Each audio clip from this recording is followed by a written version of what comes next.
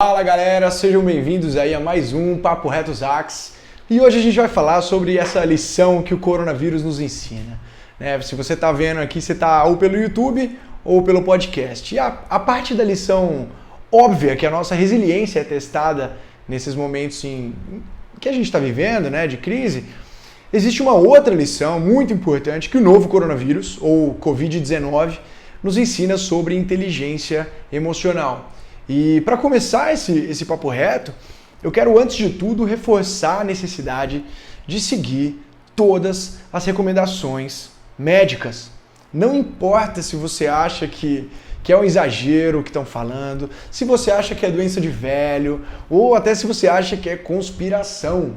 O que importa é agir de uma maneira sensata e minimizar os seus riscos e principalmente o risco dos outros. Isso é responsabilidade coletiva. Se a doença atacasse somente pessoas da sua idade e tivesse um monte de idoso por aí andando sem ligar para nada, possivelmente infectado, como que você se sentiria? É simples. Bom, dito isso, a gente pode começar o papo reto aí falando sobre como que o tal do Covid-19 nos ensina uma das principais lições de inteligência emocional que eu, pessoalmente, inclusive, gostaria muito de ter aprendido antes na minha vida. Ter aprendido essa lição, com certeza, me economizaria muito tempo, muito dinheiro e muita energia. Então, para começar, imagine que para tudo na vida existem duas maneiras de abordar as coisas. Uma é pela ótica do ciclo de influência e a outra pela ótica do ciclo de preocupação. Tá? O ciclo de influência ele representa todas as coisas que a gente pode alterar diretamente por meio das nossas ações. Ou seja, o círculo de influência nada mais é do que as nossas próprias palavras, nossas próprias atitudes, os nossos próprios pensamentos, os nossos próprios hábitos e por aí vai. Já o círculo de preocupação nada mais é do que a área em que todas as coisas que acontecem não podem ser alteradas pela nossa influência direta. Ou seja, são coisas que nem eu, nem você conseguimos mudar. E aí, assim, para falar de exemplos, coloque dentro da cesta do círculo de preocupação os seguintes exemplos. Crise no governo, ter pai e mãe que você acha chato, queda monstruosa da Bolsa de Valores, pandemia do coronavírus, ter um chefe insuportável que você acha que não gosta de você, etc. Tá? Então agora vamos para ilustrações para deixar isso um pouco mais claro. Primeiro exemplo, suponha que eu estou andando pelas ruas e eu fui assaltado. Eu poderia, depois de ter sido assaltado, jogar a culpa no governo e dizer que não existem medidas de segurança suficiente, mesmo que realmente não existam. Tá? Ou seja, eu teria um foco total no círculo de preocupação, que são coisas que eu não posso alterar diretamente, como, por exemplo, uma política de segurança do governo. Ou eu poderia tentar entender o que eu fiz para ser assaltado, se eu fiz alguma coisa, sei lá, se eu estava andando com meus pertences à mostra numa área de maior risco ou se foi só zica e azar. Mas eu poderia olhar para isso e tomar um cuidado muito maior nas próximas vezes para tentar não ser assaltado. Isso é foco no círculo de influência. São coisas que eu posso alterar diretamente. Nesse exemplo, eu posso alterar diretamente o meu cuidado ao andar pelas ruas. Certo? Em qual dessas duas possíveis reações minhas você acredita que traria maiores benefícios para mim no futuro? A resposta é muito óbvia que seria no círculo de influência. Outro exemplo rápido.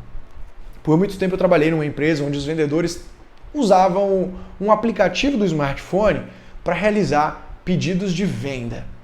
E a empresa fez um grande investimento para desenvolver um novo aplicativo, que disponibilizava muito mais informações gerenciais para os gestores do que o último aplicativo. E por incrível que pareça, alguns vendedores não se adaptaram e entraram para aquele time dos reclamões, para a galera do mimimi. E o que esses caras não pararam para pensar era o seguinte: será que é mais fácil eu reclamar e tentar convencer a empresa de reinvestir todo um dinheiro no negócio que já foi feito? Ou será que é mais fácil eu usar esse tempo para aprender logo a usar o aplicativo novo? Mais uma vez, a resposta é muito óbvia, né?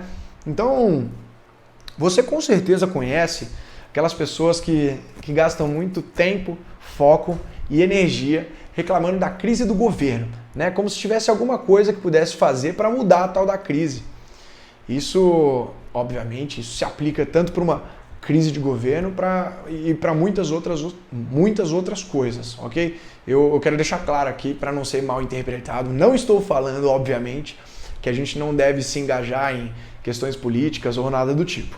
O que eu estou falando, sim, é que o nosso maior crescimento, o nosso maior aprendizado, ele com certeza vai vir quando a gente trocar o foco daquele círculo de preocupação para o nosso círculo de influência, tá? E aí, me aproveitando desse governo, desse exemplo do governo aí, da crise do governo. Se essa crise no governo está atrapalhando as vendas da sua empresa, o que ela realmente pode estar, a atitude mais sensata que a gente pode ter é entender que em vez de perder tempo, foco e energia reclamando, e eu falo perder tempo, foco e energia, porque uma pessoa não vai mudar a crise, né?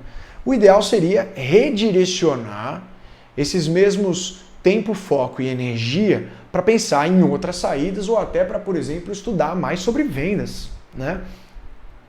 E é exatamente essa a lição que o novo coronavírus pode ensinar a gente sobre inteligência emocional, né? Quando a gente se deparar com qualquer coisa na vida, a gente deveria se perguntar se existe alguma coisa que a gente pode fazer para influenciar aquilo. Ou até assim, pergunte assim, seria mais fácil eu mudar o que já aconteceu ou seria mais fácil eu mudar a minha reação a alguma coisa que já aconteceu? Essa lição ensina a gente a assumir a responsabilidade de tudo que ocorre à nossa volta, mesmo que não seja nossa culpa. Em vez de terceirizar a culpa para os outros, para alguma outra circunstância, para o governo, para o pai que se acha chato, para o chefe, para a crise, para o vírus, em vez disso a gente assume a responsabilidade de como a gente vai reagir ao que já aconteceu e a gente volta o nosso foco para o círculo de influência, ou seja, para onde a gente pode efetivamente gerar alguma mudança, tá? Quando a gente assume essa responsabilidade, o crescimento verdadeiro vem. E aí para o novo coronavírus, em vez de terceirizar a culpa, né? Ou seja, em vez de falar que é culpa de alguma coisa, é culpa de alguém, em vez de falar que é conspiração, falar que não vai mudar muita coisa na vida, falar que é doença de velho, em vez de qualquer coisa disso daí, a gente tem que entender que a pandemia está acontecendo. A gente tem que entender que a gente não pode fazer nada para evitar até onde ela já chegou, mas a gente pode mudar o nosso foco do círculo de preocupação para o círculo de influência. E assim a gente pode evitar que a pandemia dê mais um passo e entre nas nossas vidas. Como que a gente faz isso? A gente tem que se precaver, tem que fazer a devida higienização, o devido isolamento e todos os outros cuidados relacionados. É tão simples quanto isso, seguir recomendações médicas. E aí, para qualquer outra coisa que acontece na vida, foca no círculo de influência.